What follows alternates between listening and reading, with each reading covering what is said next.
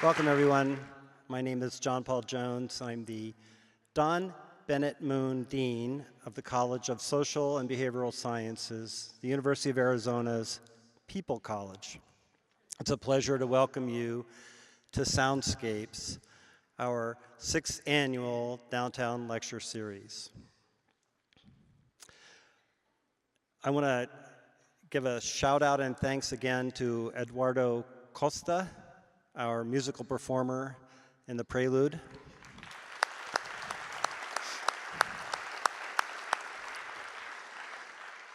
Eduardo is a volunteer for the Healing and Arts program of Tucson Medical Center, and they have a very innovative, holistic wellness program that focuses on both the sonic and visual arts. And I'm delighted to thank Tucson Medical Center once again.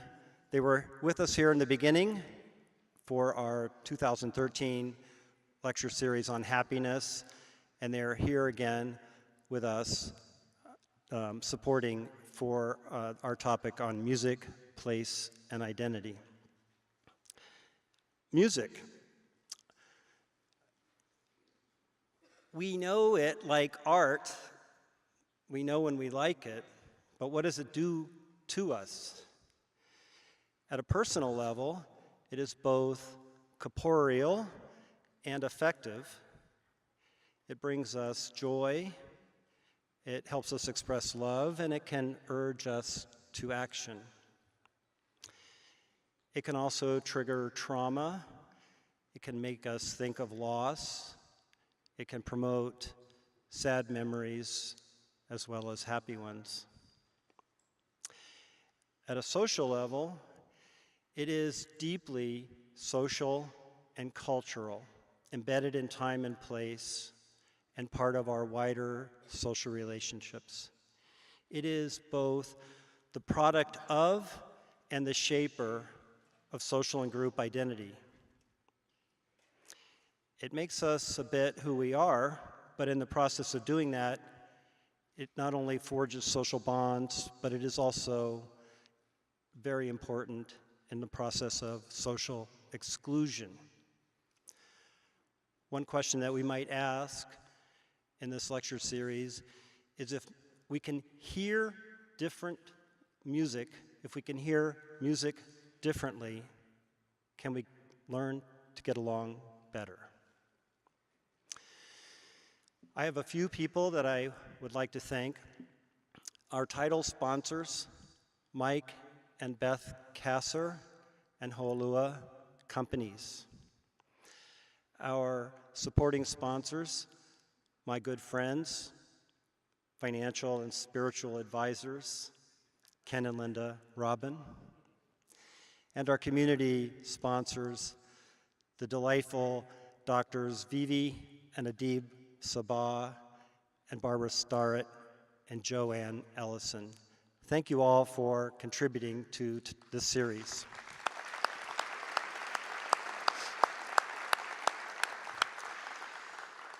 No one would be here without media, and no one would be here without Arizona Public Media. From the people on campus to the people behind this curtain, we're delighted that they have joined us for this 6th straight year, and I want to thank AZPM for their support. Also, I want to thank the Arizona Daily Star. Thank you for being in existence. Thank you for being here. And this year, we're very proud to announce a new partnership with KXCI, Community Supported Radio. And you'll be hearing more about that relationship with the podcast series that is being organized by my colleague here in the front, Professor Al Bergeson of the School of Sociology. Thank you, Al, and thank you, KXCI. And then there are our downtown partners, and foremost among them, I want to thank Maynard's Market & Kitchen and the Hotel Congress, and especially Richard and Shana Oseron, downtown pioneers, and also people that I am proud to call very close friends.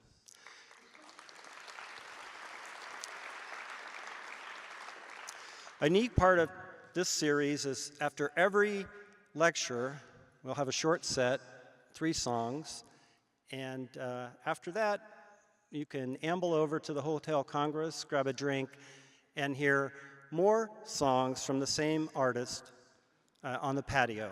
So that's a special collaboration between us and SBS and the Hotel Congress. And I want to thank them very much for accommodating us.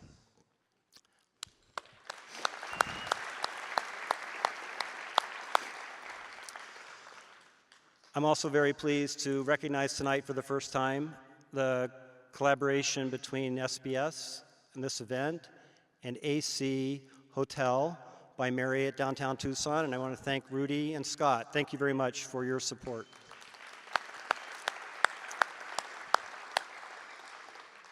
Park Tucson, Downtown Tucson Partnership, both also very supportive of this work that we're doing, and of course, I would be remiss if I did not have us all recognize that we are in one of the finest downtown theaters in the country, the Tucson Fox Theater, in this beautiful place. Thank you, Fox Theater and Craig Sundberg.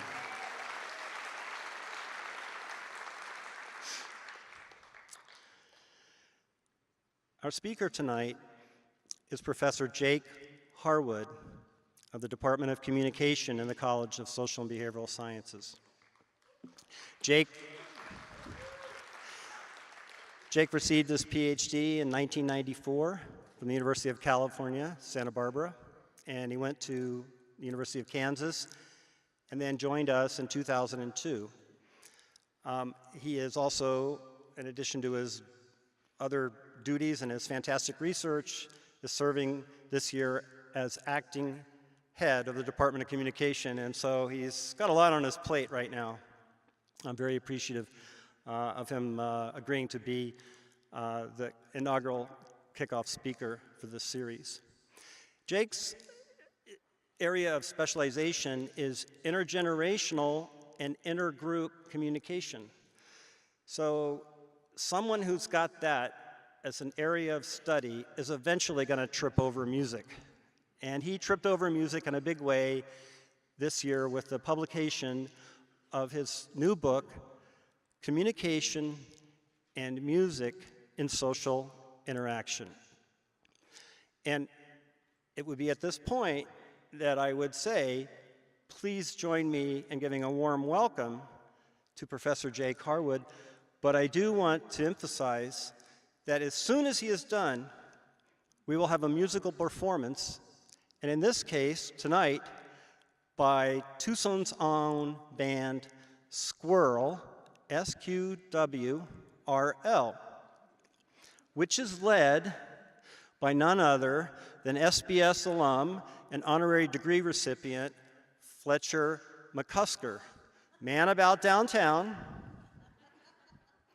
leader behind Rio Nuevo, Second Saturdays. He's got a great band, CEO, a CFO, a pharmacist, a physician, an insurance agent,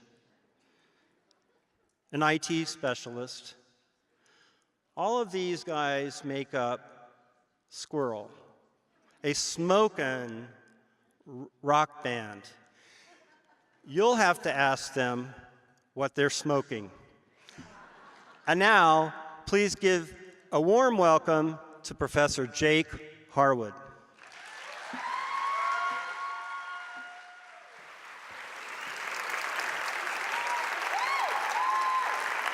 Thanks, Turkey.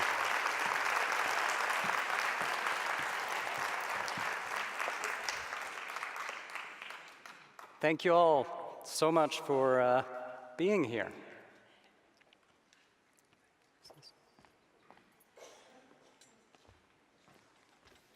Spoiler alert.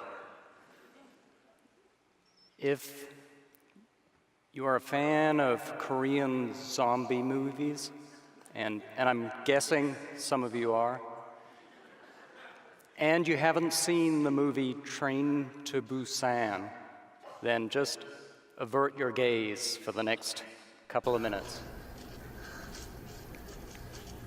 The zombies have taken over Korea.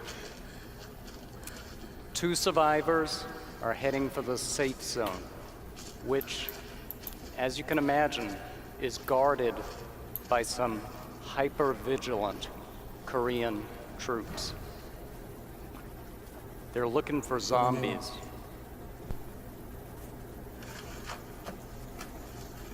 터널 맞은편에서 2명이 접근하고 있다. 아이와 성인 여성으로 추정 이상. 감염 여부 확인하라. 이상. 니들은 어디서 나온 거냐?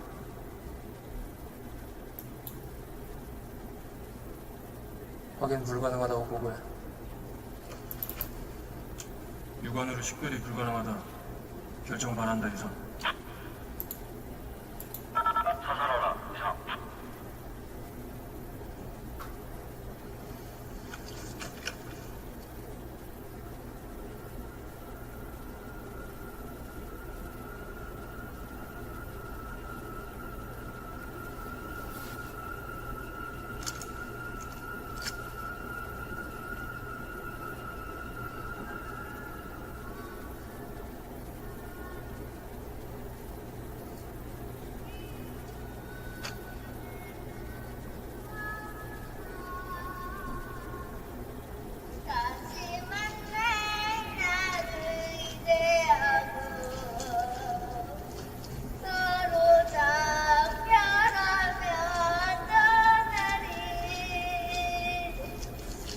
생존자 접근 중!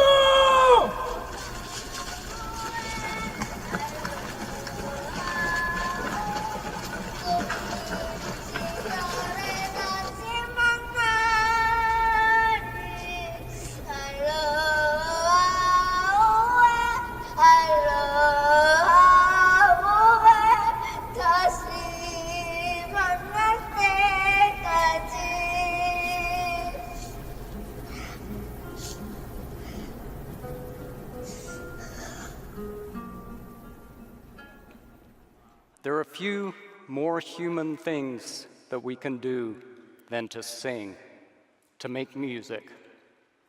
It signals our humanity. It distinguishes friend from enemy. Zombies cannot sing. In the late 1970s, when we sent Voyager's spacecraft to the edges of our solar system, we sent with them a record containing music to signal to alien civilizations who we are. We are wired for sound. And we've been wired for sound for a long time.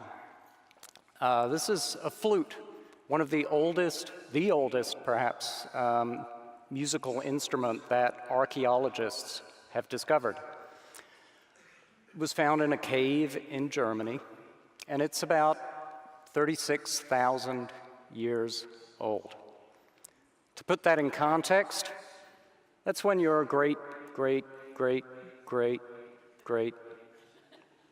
times 1600 grandparents were alive. We were being hunted by bears. We were living primitive, unhappy lives for the most part. But we bothered to make flutes out of animal bones. Music is not a luxury. As a communication scientist, this sort of discovery makes me wonder, what is music doing for us? Why were we carving flutes out of bones when we were being eaten by bears? I think music does at least 3 really important things for us. It signals emotion. It lets us feel things with other people. It signals movement. It lets us move together with other people. And it signals group identity. It tells us who we belong with as people. So I'm going to talk about those three things this evening. Let's start with emotion. One theory of the origins of human communication says that we began communicating with a very primitive, what's sometimes called a musy language. This musy language would have been a mix of what today we call music and language. And probably what it sounded like was awful. This was probably a mix of screeches and grunts and groans, and it probably relied heavily on intonation, and it probably relied heavily on nonverbal communication, a lot of gestures. And so the theory goes, over time, this musy language split into language that we use for expressing concrete ideas, thoughts, beliefs, and music, which we use for expressing emotion. So music is essentially a specialized emotional communication tool. The evidence for this split comes from a few places. If you look at the ways in which we are constantly driven to combine language and music, almost like we want to force them back into that music language. Think about song. Every culture on earth, song is the most popular form of music that people can consume. People are driven for some reason towards this combination of music and language.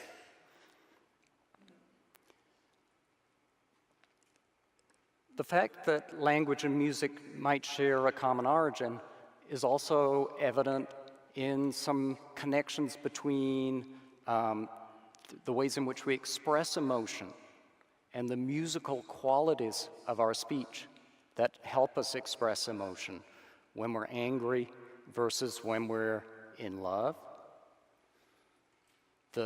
It's the volume with which we speak, the speed with which we speak, the pitch of our speech illustrates the emotion that we're experiencing. Sometimes the link between language and music gets pretty strange. I'm going to play you somebody reading a sentence, and it should sound like somebody reading a sentence. So you're following along so far. Good. The sounds as they appear to you are not only different from those that are really present, but they sometimes behave so strangely as to seem quite impossible. Sound fairly normal? All right. I'm now going to take a little section of that sentence and play it repeatedly. This is going to be quite boring, so just, again, bear with me. Just listen to this section being repeated. There are no fancy audio gizmos here. It's just a tape loop. But they sometimes behave so strangely. They sometimes behave so strangely. Sometimes behave so strangely. Sometimes behave so strangely. Sometimes behave so strangely. Sometimes behave so strangely. Sometimes behave so strangely. Sometimes behave so strangely. Did everyone, or most of you, experience a sort of shift from language to music? Right? This is what happens when our brains tell us there's no useful information there, right? You've heard the words, and so our brains start cluing into the musical qualities in the speech. And once you've heard that, you will never get rid of it. So I'm going to play the sentence again for you.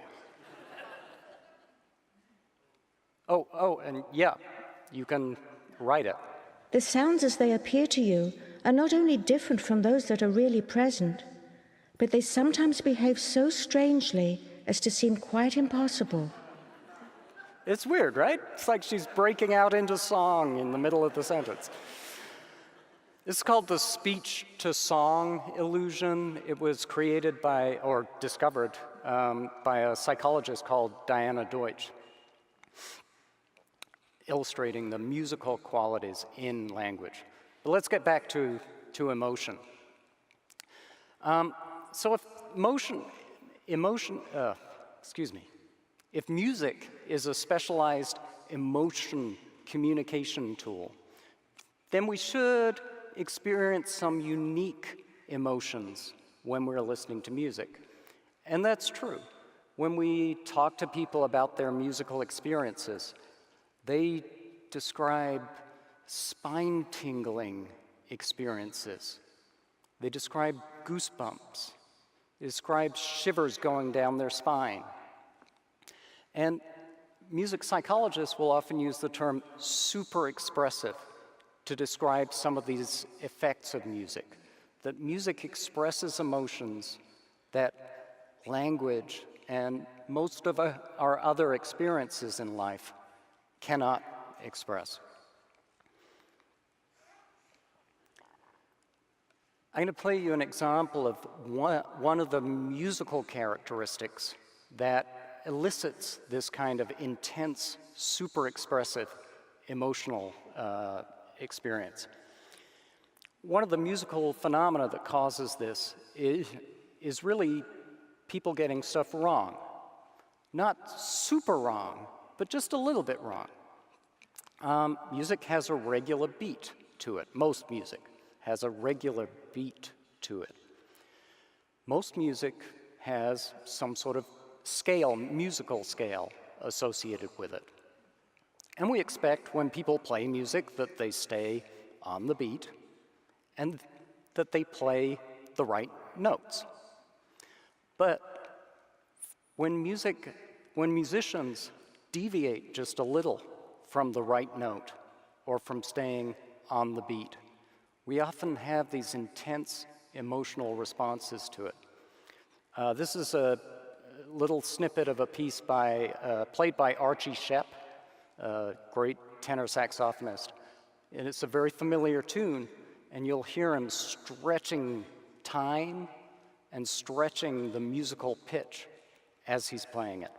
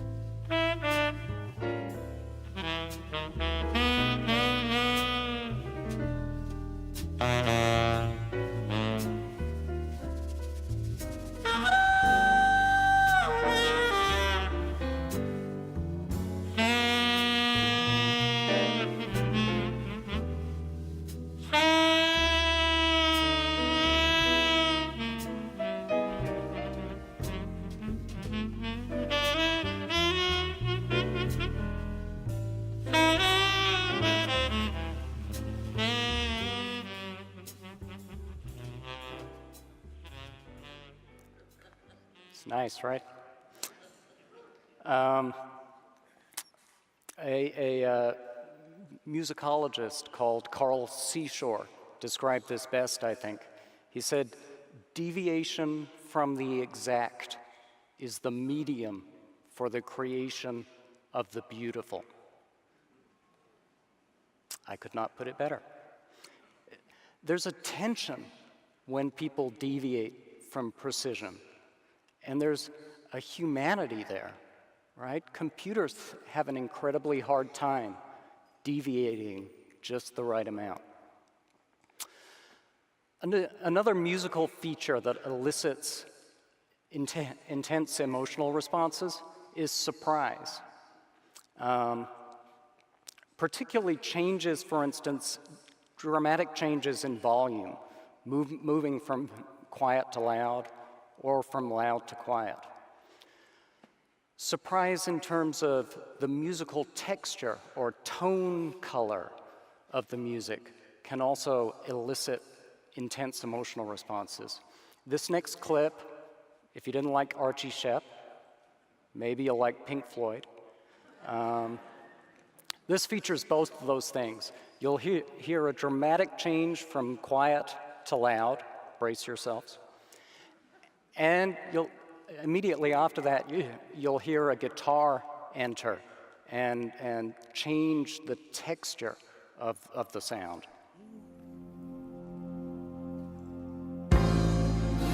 Would you sell your story to Rolling Stone?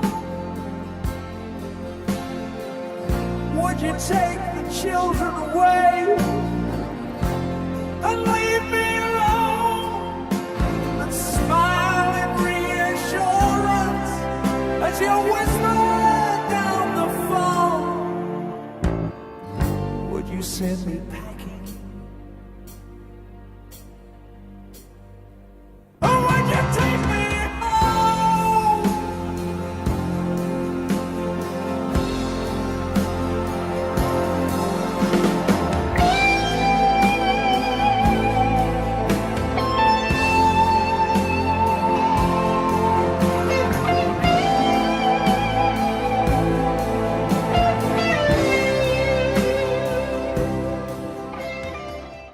That guitar, it gets me every time.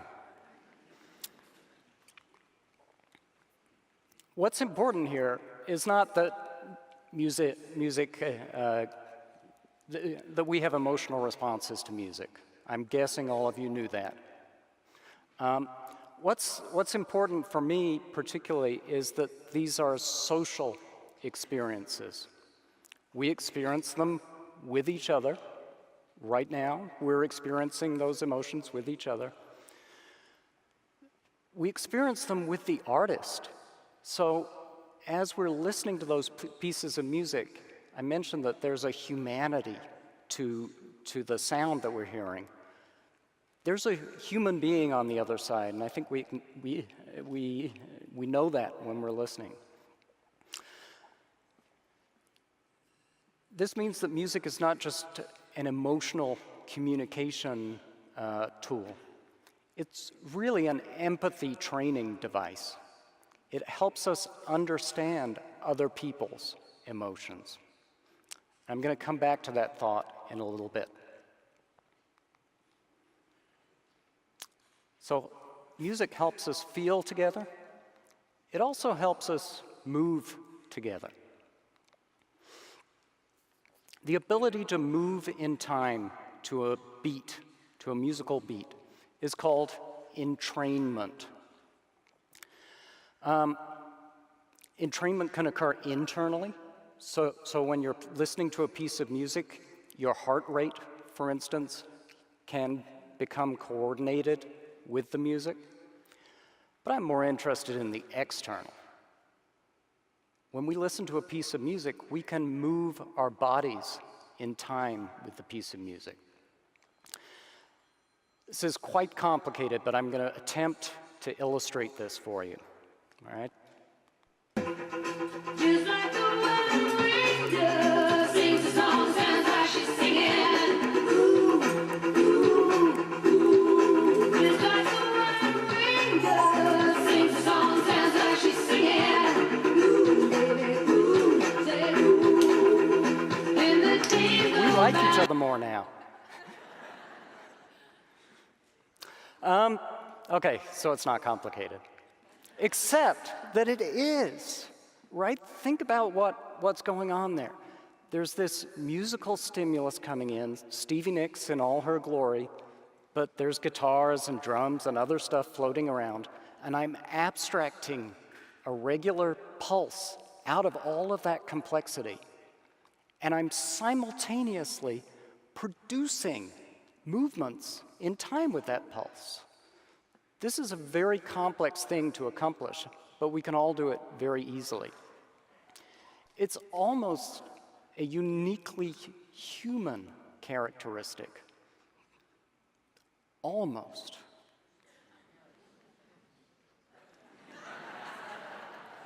Meet Snowball. Just like the wild wind does, sings a song, sounds like she's singing. Ooh, ooh, ooh. Just like the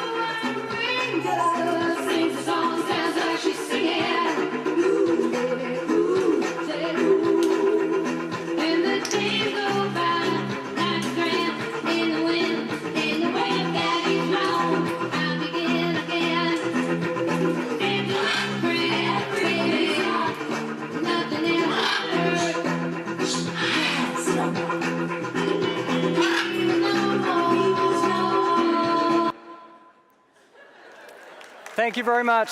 Good night.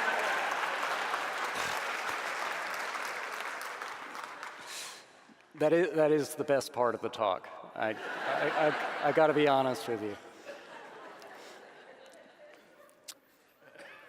Surprisingly, our nearest relatives can't do this. Chimpanzees, gorillas, they are lousy at keeping a beat. But parrots, cockatoos, and related birds, Snowball is a sulfur-crested cockatoo for the ornithologists in the crowd. They can do this, and it has something to do with, or it's related to their ability to mimic speech, right? Parrots are pretty good at that too. But they're not that good at it. Snowball loses the beat fairly often, has to be sort of reminded of the beat. It's Friday tomorrow. It's going to be slow at work. There's lots of Snowball videos on YouTube. So you can become more familiar with his level of skill. This entrainment ability that humans have, again, is a social ability. It's not just about me at home dancing around my kitchen all on my own. It's that entrainment allows us to move in time with each other. If we're moving in time with the music, we can move in time with one another. This lets us dance together. It lets us sing work songs that control the pace of our work and that coordinate the movements of our work. It lets us sing along. We could not sing along to a piece of music if we couldn't entrain to the regular beat of the music. Interestingly, when we move together with other people, we also like them more. That's why I said that we like each other more, because one person out of all of you joined in. You should be ashamed. But we now have a special bond. When you see someone moving in a coordinated manner with you, you perceive them as more similar to you, and similarity is associated with liking. In some of our University of Arizona research, we've looked at this phenomenon in parent-child relationships. This is work I did with Sandy Wallace in the communication department. Sandy may or may not be in the house. So we looked at the extent to which college students reported having engaged in musical activities with their parents when they were young, when they were little kids, and when they were adolescents. And we asked them how much they felt in sync with their parents when they performed tasks with them. And we just asked them how well they get along with their parents. And we found fairly consistent associations where adult children, if they had engaged in musical activities with their parents when they were younger, felt more in sync with their parents, and actually had stronger relationships with their parents. Interestingly, we also found a similar pathway, but through feeling emotionally connected to their parents, feeling empathy for their parents. And I said I would get back to empathy. So you have these dual complementary pathways from musical activity to having a stronger relationship, passing through both the coordinated physical activity and the shared emotional experience. So, on a practical level, parents, do musical activities with your kids. Listen to music together.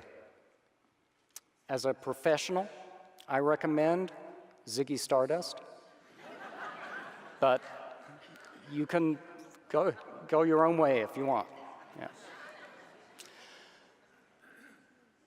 Interestingly,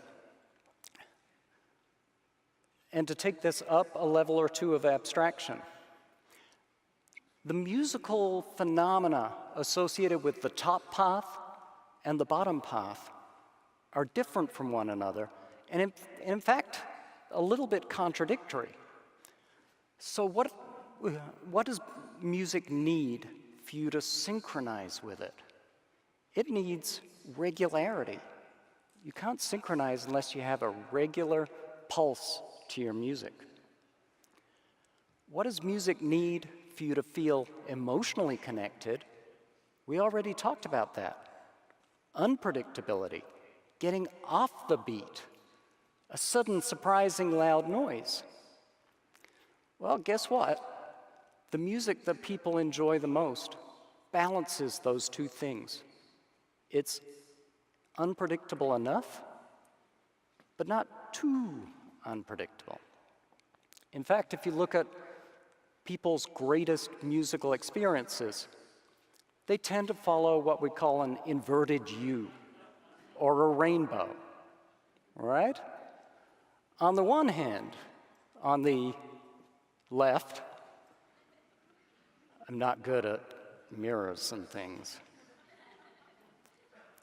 On the left, you have music that we might typically think of as too complex or too unpredictable. John Cage, Schoenberg, Anthony Braxton. And if you're not familiar with Anthony Braxton,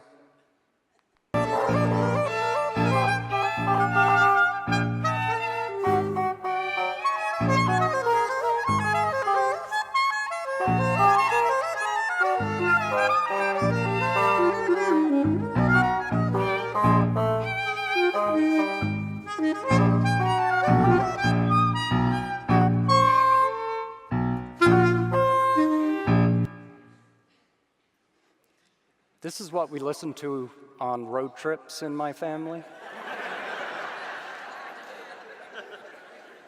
This is why my children hate me.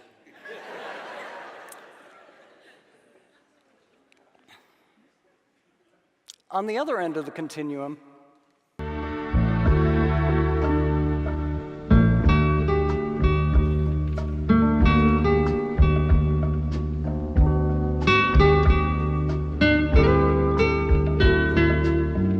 this is nice.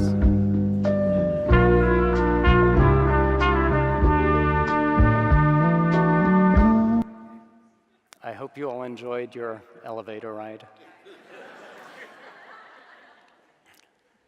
This is music that's too predictable, right? There are very few people who want to listen to that for very long. What we tend to prefer is music that's somewhere in the middle, that is unpredictable enough, it can surprise us, it can provide those intense emotional experiences, but that's not so surprising that we don't know where we are. One difference between the two ends, I'm not trying to suggest they're equivalent. If you listen to enough Anthony Braxton or Schoenberg, you can grow to enjoy it. You become more familiar with the ways in which the music works.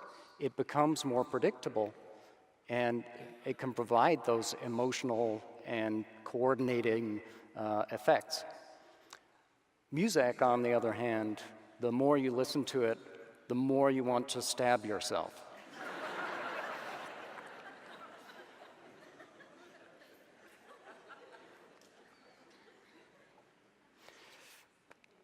The kind of synchronization that I've been talking about so far has been sort of largely small group, a couple of people, parents and children, people singing a work song. Synchronization can also occur on a much larger scale. And I can't see you all that well, but I'm not seeing a crowd that is highly familiar with electronic dance music. Well then, this is a learning experience for you. Talk over! Yes, yes, here we go. Pull it to the left, left, left, left, left, left, left. Pull it to the right, right, right, right, right, right. Pull it to the left, left, left, left, left, left, left. Pull it to the right, right, right, right, right, right, right. Pull it to the left, left, left, left, left, left, left. Pull it to the right, right, right, right, right, right, right. Pull it to the left, left, left, left, left, left, left. Pull it to the right, right, right, right.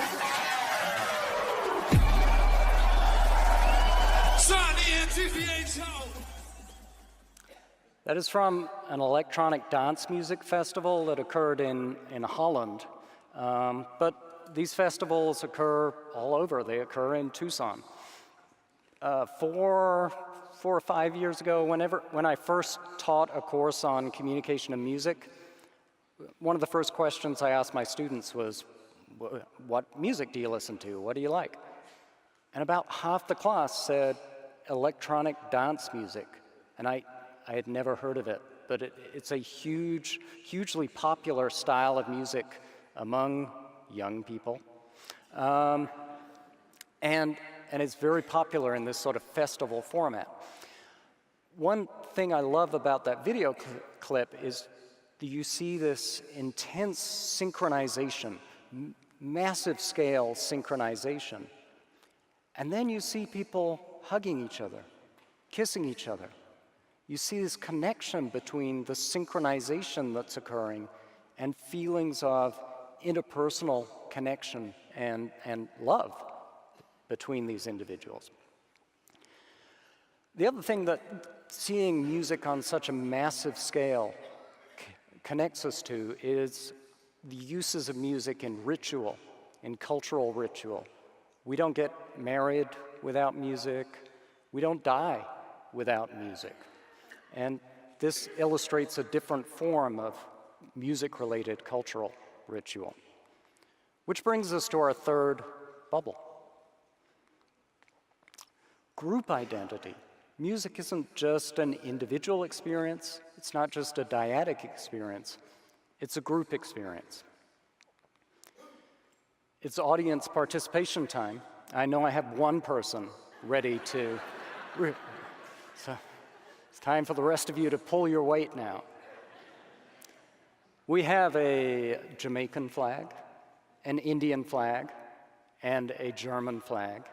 We're going to listen to a little music, and you have to tell me where it's from.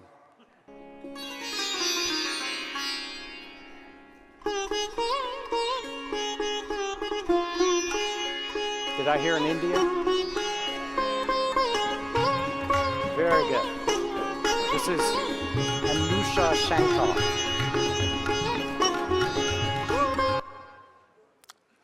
Daughter of Ravi Shankar, who some of you may have heard of. All right, number 2.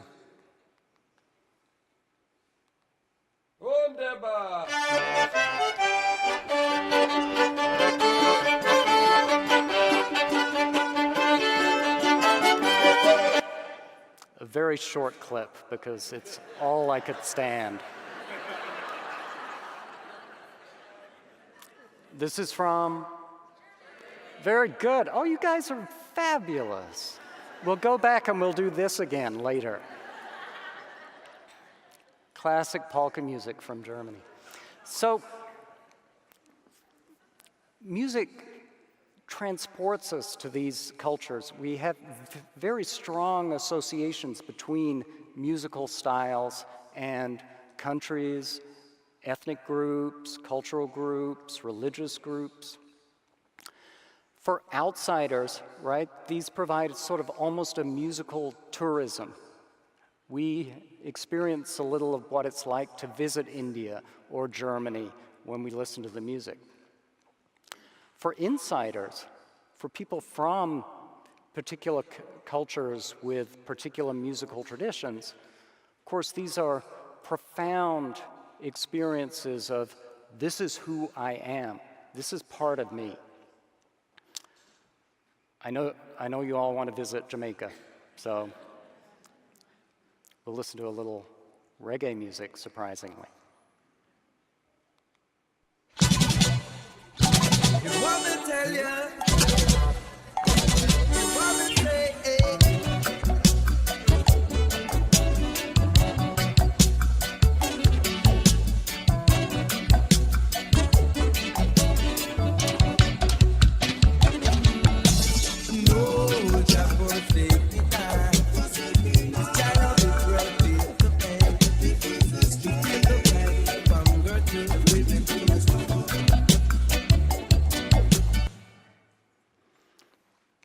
It's a band called Aswad. Interestingly, Aswad are not a Jamaican band. It's true. They're a British band.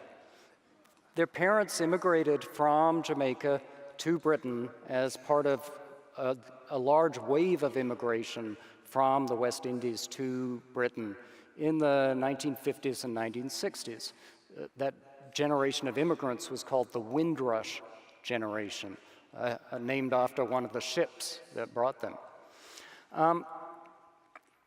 So for Aswad, they are not Jamaican, but this represents their original culture, the culture of their parents.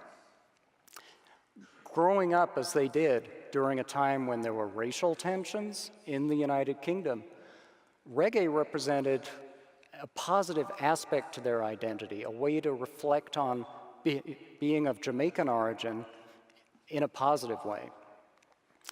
The poet Linton Kwesi Johnson, who was from the same generation, put it like this: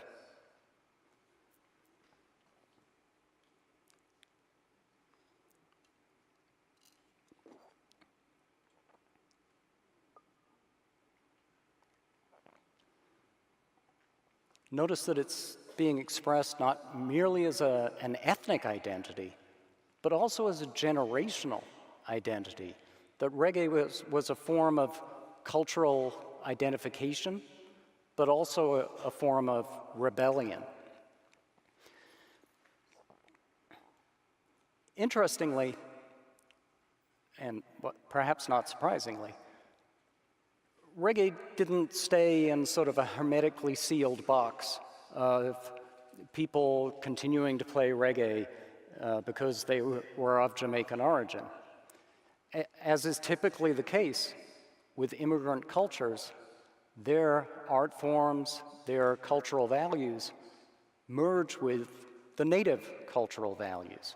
And so during the 1970s and the 1980s, reggae became infused with British cultural styles, British folk music, and particularly the local punk music of that time, to create new forms of music, the most notable of which is probably British ska music. This sort of multicultural or polycultural blending of different musical styles is something that Tawana stepped to in her talk 1 week from today. Same time, same place. We try to keep it simple. She's going to talk about a lot in the context of American popular music of the 20th and 21st century. I'm going to play you a little British ska music to give you a flavor of it. And one thing I want you to pay attention to is the imagery, and particularly the blending of black and white, both in the performers, but also in the visuals of this particular video. This is by a band called The Specials, who are fantastic.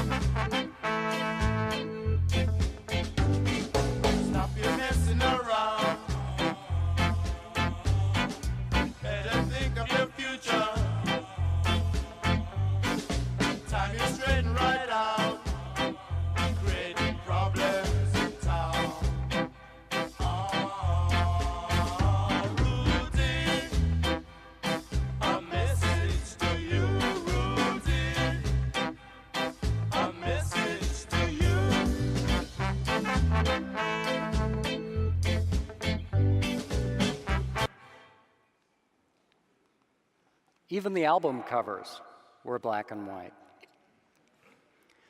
The Specials became, and British ska more broadly, became a musical style that explicitly advocated multiculturalism polyculturalism. They even founded a record label called, in case you weren't catching on to the theme yet, Twotone Records. In our data from the University of Arizona, we've demonstrated that watching this kind of musical performance, watching people from different cultures collaborating in a musical performance, increases intergroup tolerance, increases people's willingness to have contact with people from other cultures. When you see the benefits of diversity, you're more favorable towards diversity. That was research I did with Farah Kadar and Chenyu Chen, just to give credit where it's due. Yo-Yo Ma liked our research. Right? A tweet from Yo-Yo Ma. I was like, I can retire now. It's the one and only time I'll be a hashtag. When we ask University of Arizona students about transcendent musical experiences, profound musical experiences, they also describe their experience with music from other cultures. This is one example.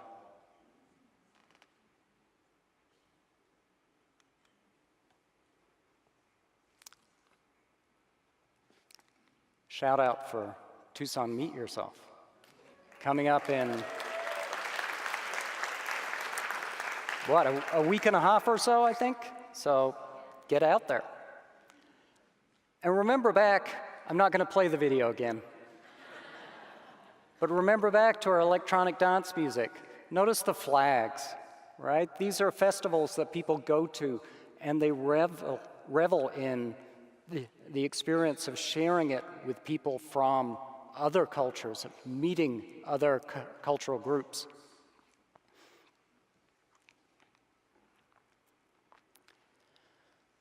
So this all sounds very positive so far. It's not all sweetness and light, obviously. Anytime that anything helps you feel like you share a group membership with other people, that also may let you exclude people, other people, different people, right? And music is one way in which we sometimes exclude people. Think back to that flute. Imagine people 36,000 years ago living in their cave, playing their flute, and there's another group of people across the way. One of the things the flute does is say, we have resources, we have skills, don't mess with us. This even happens in the animal kingdom. Here's a couple of birds who have mated and been together for a while, singing a duet. Oh.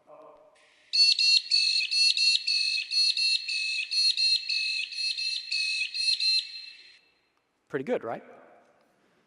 Here's a couple of birds who have just met.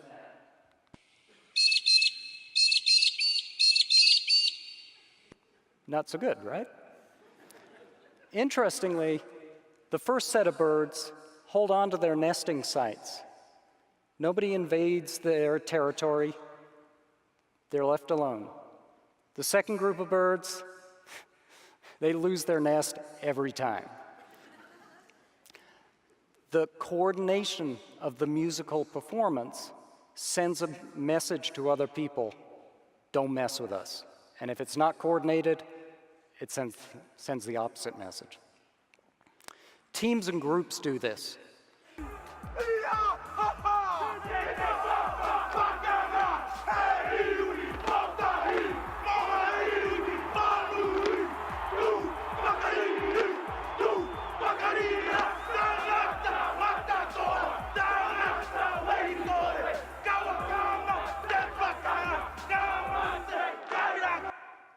The University of Arizona football team's haka, a traditional Polynesian dance that in its fully coordinated form is designed to intimidate opponents.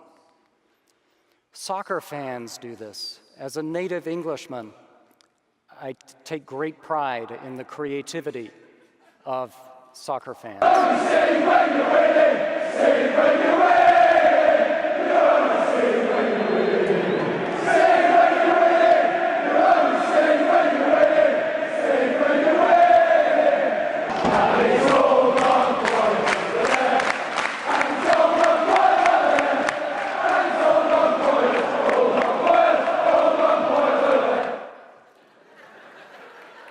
Right? It's fantastic. There were many more that I could play you, but it's a family event.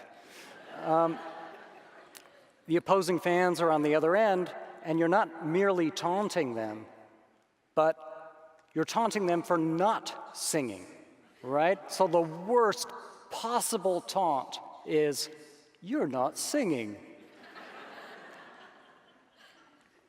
This is fairly good-natured so far. It's less good-natured when a Northern Irish Protestant band marches through Catholic neighborhoods and plays Protestant nationalist songs directly outside a Catholic church.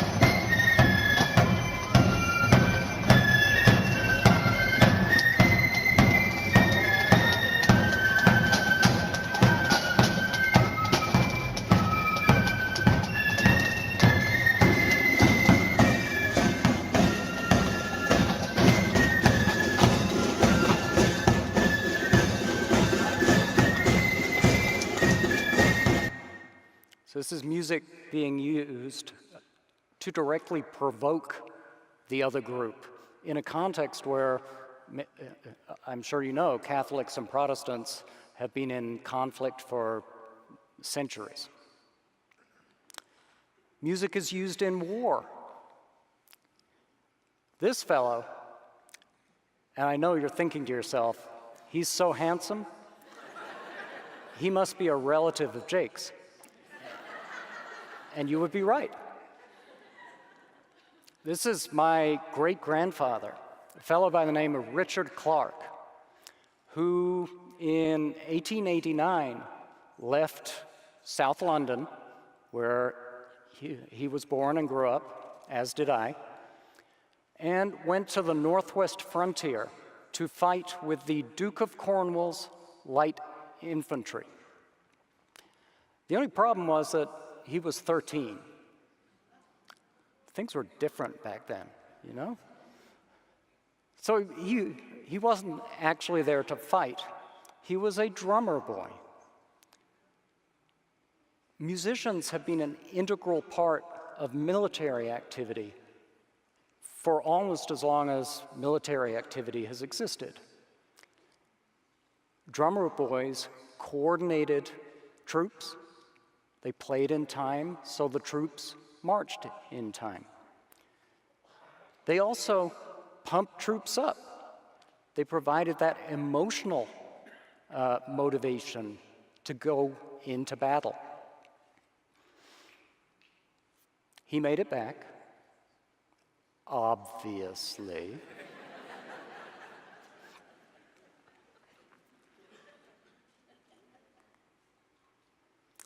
The role of music in war has changed, but it certainly hasn't disappeared. Service members to this day will talk about the ways in which they use music to motivate themselves, to pump themselves up going into battle. At its worst, music is used to encourage destruction of other groups. White power rock artists advocate explicitly racist messages in their music. A guy called Simon Bikindi used his music to encourage the genocide of over 1 million Tutsis during the Rwandan Civil War. In Hitler's Germany, bright lines were drawn between patriotic music and degenerate music, music like jazz, for instance.